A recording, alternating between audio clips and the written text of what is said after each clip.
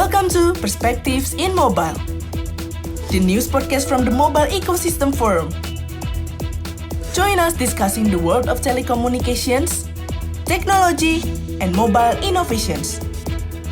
From Florence, Ricardo Amati. With satellite and cellular networks sometimes overlapping, we are seeing one of the biggest transformations in mobile connectivity. What does this mean for the industry and the evolving value of satellite spectrum? Joining us is Matt Desch, CEO of Iridium, a leader in global satellite communications. Thank you, Matt. Good to be here. Thank you. Matt is the CEO and director of Iridium since 2006. A long story, anyway, in the telecommunications industry. From Iridium's ambitious plan to launch satellite to phone calls by 2026 to Elon Musk's take on satellite bandwidth and the role of satellite tech in smart cities, we'll explore with Matt the challenges, opportunities, and future of seamless satellite-cellular integration. Matt, as satellite and cellular networks continue to collide, what impact is the shift having on the mobile ecosystem? How crucial is satellite spectrum in this evolving landscape? What are the challenges here? Well, big question. We've been around for 25 years and are probably the leader in mobile satellite communications because we have a 100% global coverage of the planet. So, millions of subscribers on our network. But, us, like every other satellite company, has been operating for the last 60 years on proprietary satellite networks with proprietary equipment that is often a little more expensive, say, than the terrestrial mobile infrastructure we all have in our pockets. Cell phones. Problem is, cell phones only operate on about 10% of the planet's surface when you really come down to it, even after about 35 or 40 years. So the rest of the world depends on satellite communications, but it's been a different kind of environment. It's been either terrestrial cellulars from towers on the ground, or it's been satellite communications to dishes, or in our case, phones or small devices, IoT devices, etc., in the rest of the planet. And often those are put together.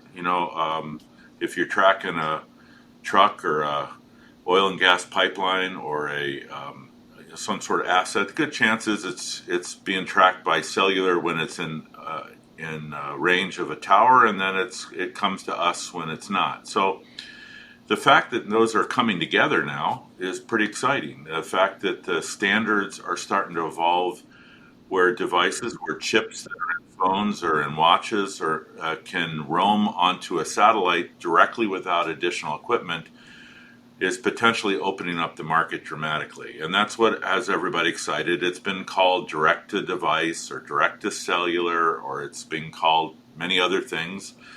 It's an evolution of the 5G standards, in fact, moving to 6G. But you mentioned specifically about spectrum. Yeah, the changing value of satellite spectrum, with companies like T-Mobile using their own spectrum for satellite messaging. Does dedicated satellite spectrum still have the same value? What's its role in the market? So first of all, the value of spectrum, usually you use the word spectrum and people's eyes glaze over. I'm worried about your listeners might be thinking about radio frequency waves and don't even understand what that term means. But, Sure. Spectrum, the radio spectrum is licensed across the world. It's determined by the International Telecommunications Union, and each country decides how it can be operated. And terrestrial spectrum has been licensed and, in fact, often auctioned off to cell phone companies. All the big ones have bought lots of spectrum over time and used it to provide cellular service. Satellite spectrum has been designated to people. It usually doesn't cost money to the operators who operate it because of the tremendous expense we have to put satellites into space. So as we think about converging cell phones with satellite, the issue is what radio frequencies do you use? The nice thing about our satellite spectrum or any other mobile satellite services company is it's globally allocated, it's consistent. It's been over the last 30 years as most countries provide access to it. The problem with cellular spectrum is it's divided up. Different frequencies work in different countries. It's typically very congested. And so when you say what is the value of satellite spectrum versus cellular spectrum, it's really just a different way of approaching the problem. You can reuse cell phone spectrum in space, or you can take space spectrum and put it into the phone. One of those two efforts, there's actually both are going on right now. Both approaches are valid. It all depends on who gets the money from the service. Where does the money flow? Does it go to the mobile network operator? Does it go to the satellite operator? Who actually has to pay whom to provide that service? So it's not just a matter of spectrum to make it work, but also who controls really the call overall. What does all this mean for traditional satellite operators like Iridium that relied? Iridium, has a spectrum position in space. It's a very valuable spectrum. We call it the L band. That is just a letter designation. You could look in Wikipedia as to what that means. It's about 1.6 gigahertz. It's been globally allocated back in the early 90s. It works everywhere. We've been able to use it. It's very good spectrum because it's impervious to rain. I mean, it can go through rain showers. It's very close to GPS, so we can use very small antennas. Our devices can be battery powered and very small, so it's perfect to put into a cell phone. And in fact, that's what we're doing. We're developing a capability on our satellites so that a compliant chip, a chip that uses the latest version of the 5G standards, one called Release 19, which is going to be available at the end of this year. If your phone or your watch or your IoT device has that capability into it, it can roam and communicate to our satellite system in space, only about 780 kilometers above you. It can do that when it's out of cell phone reach. And that's quite valuable, and it will work anywhere on the planet equally. Now, some companies are using cell phone frequencies. Starlink, AST Space Mobile here in the US and other places have basically announced that they're going to reuse the cell phone frequencies of T-Mobile, AT&T, Verizon, Vodafone, and others, and they're going to kind of relay that from their satellite. That's also a valid way of doing it. The problem with that is it's a market-by-market regulatory issue. It's most likely because of the interference that you'd have of your phone operating across country borders. It's likely those services are going to be regional at best, maybe only operate in the US, Australia, Japan. A few other countries are trialing it, but the idea that there's going to be roaming globally or operate certainly in the oceans or on mountaintops in the far north, that's going to be very unlikely. So what we're seeing as we're talking to mobile network operators is they actually want to use both approaches. They are talking about using their own frequencies where they can and they have it available. And if, for example, you're on a ship in the ocean or you're in Africa or you're in Europe where this is unlikely to ever work using terrestrial cellular frequencies, they'll use our capability to provide basic texting, SOS, and other kinds of services. So I think we're going to see both approaches being utilized, and both are valid. They're just an issue of what's available and what's the best approach for the customer. Iridium plans to launch satellite-to-phone calls in 2026, am I correct? How significant will this move be for your business? Well, I mean, we're already a very profitable, cash-producing company. We've been growing for the last 25 years in operation. We're a very valuable public company on NASDAQ. We've given commercial guidance. We're actually one of the most valuable companies, public companies in the satellite space, worth many billions of dollars right now because we're generating cash, we're growing, we're even buying back shares and providing dividends to our investors. So that's all good, but we're always looking for new ways of using our amazing network, this only network that still provides 100% global coverage of the Earth.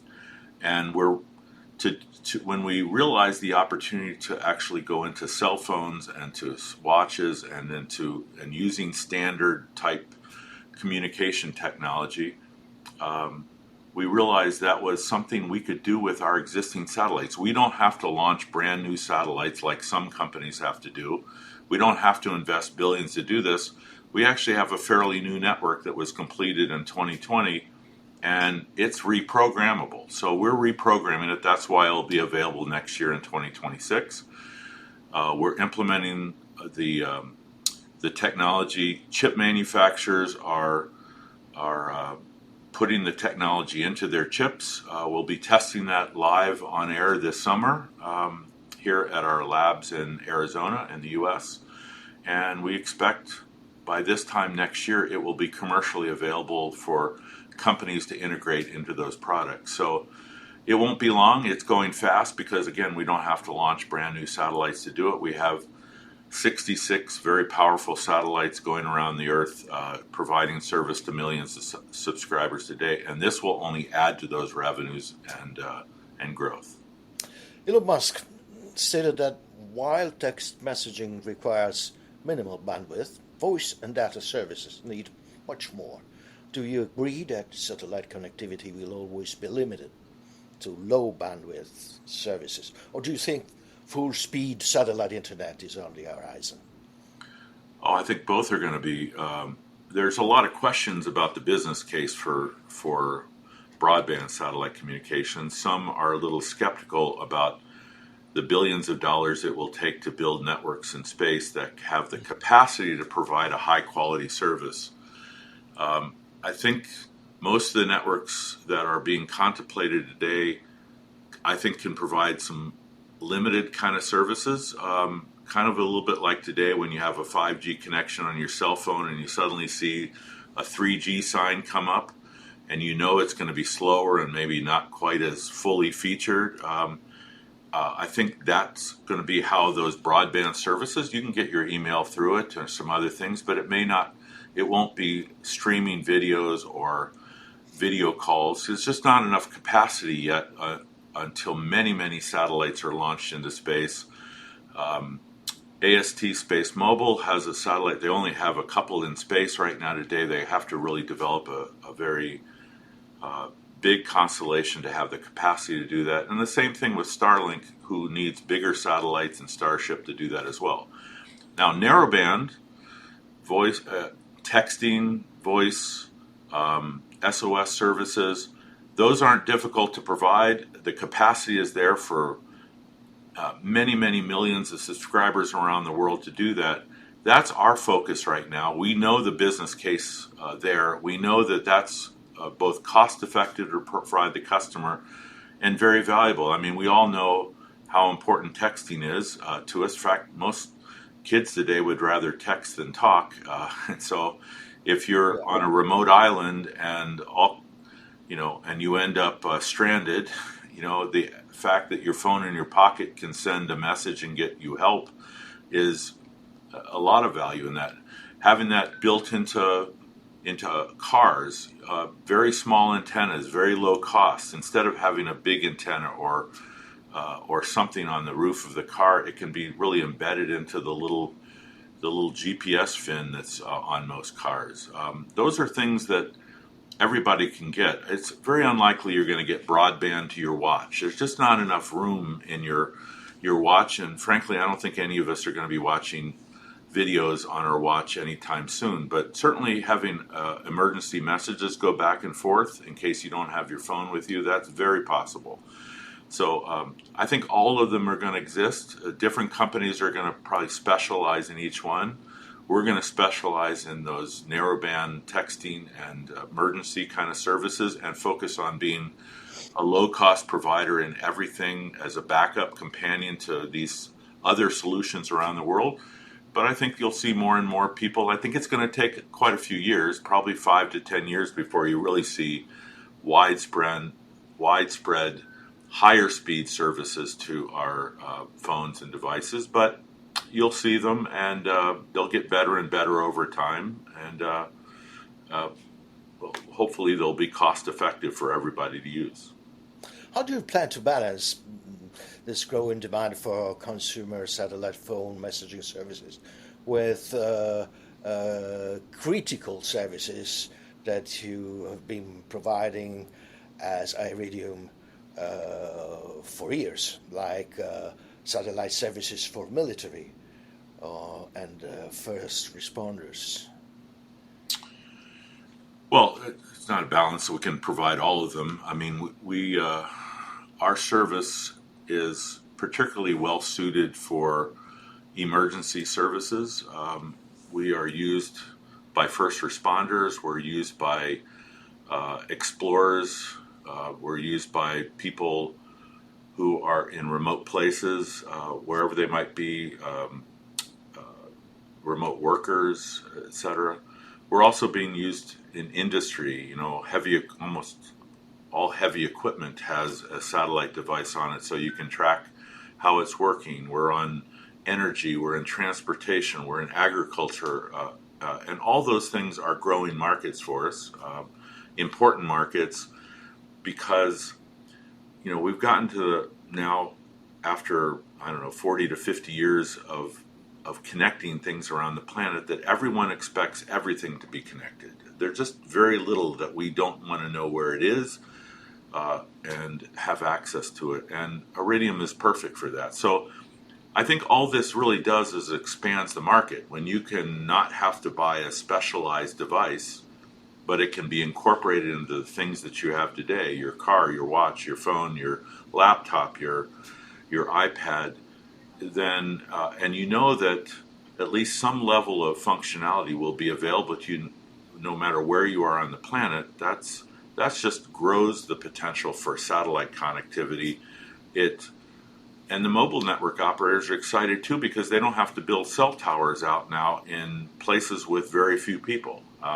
They've always been pressured to provide connections to people who are, even the U.S., which is a very well-connected market, still has,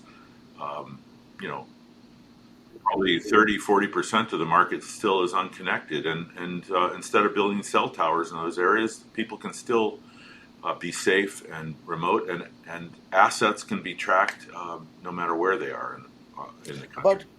About the military dimension, there has been a growing debate about the role of satellite communications in the military operations, especially after reports about Elon Musk restricting Starlink access for Ukrainian forces. Given Iridium's long-standing role in providing satellite services to the military, how do you view the responsibilities of satellite operators in global conflicts? I mean, the big question is, should companies have the power to decide how and when the networks are used in wartime? That's a very scary power. Well, certainly that's in the news today. I mean, first, satellite communications was initially funded, and the initial user of it were governments around the world. That's who had the money. That's who built the systems out.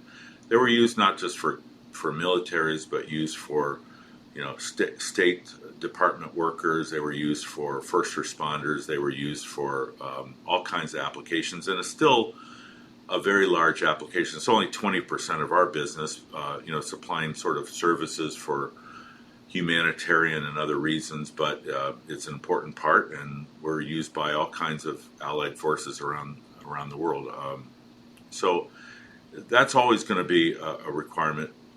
There are countries that all satellite operators don't operate in. They're restricted by their country's laws. We don't either by the country not allowing satellite services to operate, or North Korea or Iran or places like that, where it might be illegal to provide your satellite services, so we don't do it. We comply with those rules. Now, places that are friendly and it's allowed, but someone turns it off, no, that should never happen. I mean, if you do that, then I don't think people are going to be able to depend on your service, which is just a poor commercial decision for you to be making. I mean, I don't think we'd be very successful if we decided, very specifically who we wanted to provide services or not to. Our services are used in Ukraine quite extensively. They've been supporting, the Ukrainians. We've donated a lot of devices over time and everything, and I don't think we're gonna try to pick sides from that perspective on whether they should be there or not be there, and I don't know that anyone else should be as well. But we do. I think we all want to comply with whatever rules are out there, and that's important. But no, I don't think we should be making arbitrary decisions. Do you think regulation would be needed, more regulation? I don't know if that's the regulatory issues. The regulatory is clear. This is, like I said, the specific issue you're talking about, which may or may not be even an issue, I don't know. I think there's a lot of threatening and will it be on there and won't be on there. I think that's really what's more about this. Certainly, private companies have the right to provide services wherever they want to, I suppose.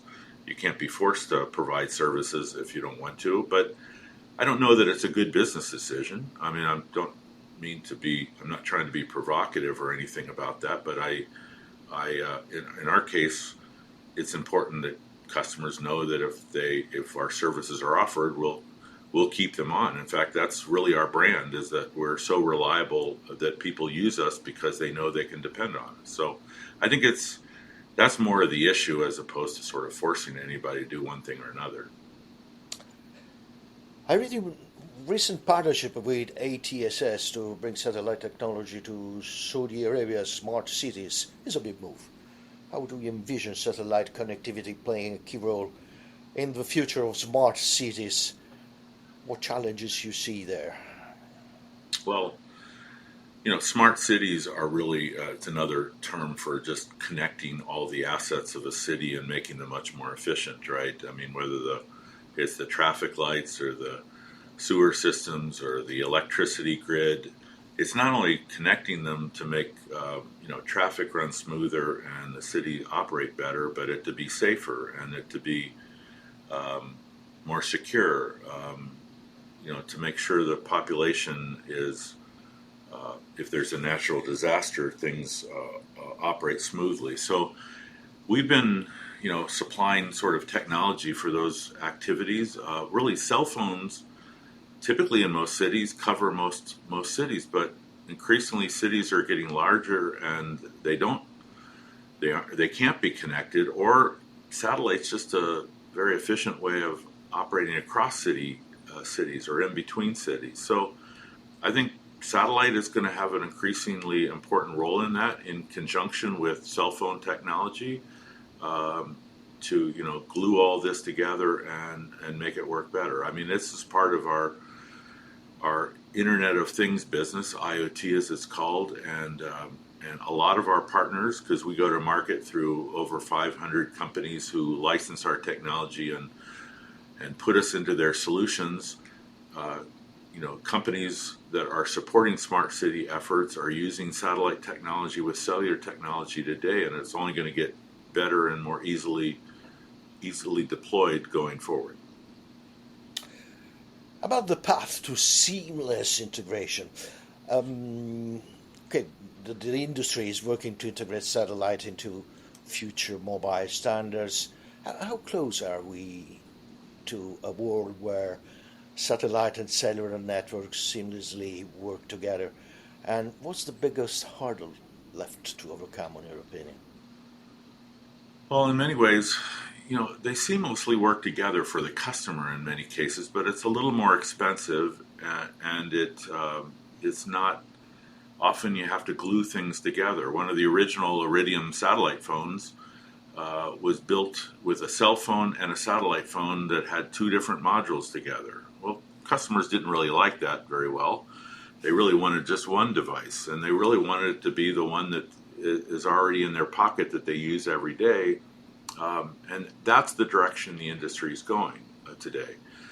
If you are tracking, say you're on a piece of heavy equipment, it's a big road grader today. It has both cellular and satellite technologies on it, but it's a little clunky for the company that had to put it on there to kind of program it in two different directions across two different clouds, and to have two different sort of access points to that same, and then figure out when it wanted to use both. Well, again, if that IoT radio in there was just a 5G radio that could work, connect to a cell tower, and if it couldn't find a cell tower, it would just connect to the satellite overhead. That just makes the whole solution easier to afford, easier to deploy, and just simpler. So I think it's seamless to the customer, but the network isn't seamless today. And I think over the next 2 or 3 years, you're going to see much more seamless network connections, which means even lower cost, faster deployment of solutions, and more interesting problems being solved by both technologies. Thank you, Matt. Matt Desch, CEO of Iridium. Thank you for your insights. That's all for this episode of Perspectives, the MEF podcast where experts and industry leaders talk about what they think, see, and expect in the world of technology, telecommunications, and innovative mobile services. Stay tuned. From Riccardo Matti, goodbye, and good luck with your work. Thanks for listening to Perspectives in Mobile. Join us next as we explore telecoms, technology, and mobile innovations. Stay tuned, stay connected, and let's unlock the mobile potential together.